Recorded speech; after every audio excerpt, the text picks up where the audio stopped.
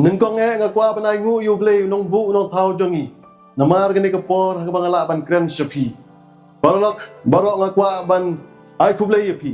Hagar teng batyang tamu Yesus Kristus ban unong penim. Ban ngai skam ba pi barok pi don na pedang kijing ko kijing kia. Kijing ku ba blay lote nak banta jong pi we. Ngai skam ba kumju ngirung ila point sa kabukut jong news nam. Ban barok si snam ngali yo kijing ku. Ban menta ngila kut. Bat ngelajan jam shawe bat usnam batmai bala shwab ngin jam shawe bat usnam batmai baralok ngakwa ban khots ngawai pi sha gijing Pynkhie-Im pat yangi 8,000 arbusan kene gede gijing sengela ya kten gejong ble hagini gisngi bakhadu bat ngakwa ban tiang ngawai pi ngakwa ban khots ngawai pi sha gene gijing sengela kaban long hamadan yeurang hab layum kra shillong nadu Pradrik adu khalai tarik jong benai Disember bat hashwa kata haga nyo tarik ngindon ya gospel concert haga por sau shiteng janmit bat kumjuru man lag janmit ngindon ni gijing sengelap haga por san shiteng hadu rabaji barlok ngap khotso bahai pi shaga ni ga jingelap jongi kenang bapila ban yo shibun gijing ku kenang bapila ban yo gijing dei bajan baru Yesus Kristus bat khamtam Hagaba pinyo shibun gijing ku lengba gijing duai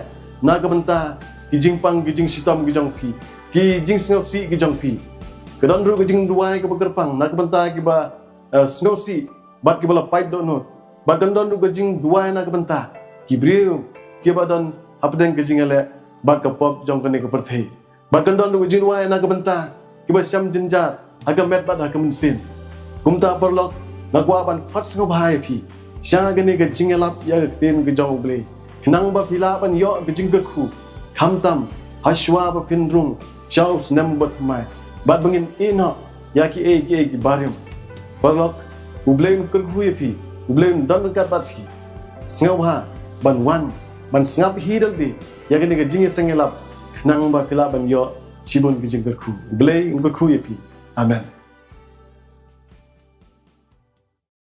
Let me remind you of a serious warning from the scripture. Amos chapter 8 verse 11. Behold, the days are coming, says the Lord God, that I will send a famine on the land, not a famine of bread, not a thirst for water, but of hearing the words of the Lord. This verse informs us that a day is coming when many will search for God's word and not find it.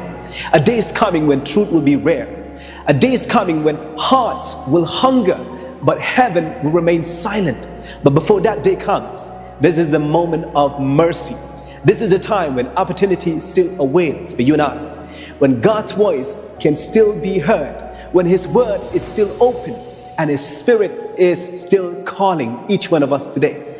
Therefore, from December 8 to 13, 2025, there'll be a 1-week evangelistic series called Revive Us Again here in Fire Brigade Shillong. This meeting is for people who are searching, people who need encouragement, and people who are longing for something more than what the world can offer. Don't miss this opportunity to listen to resounding biblical sermon from Pastor Toka. You don't need to have everything figured out. Just come as you are with all your joys, your burdens, your doubts, and your hope. This week could be the turning point your heart has been longing for. Come and experience a revival of true godliness. Come one and come on.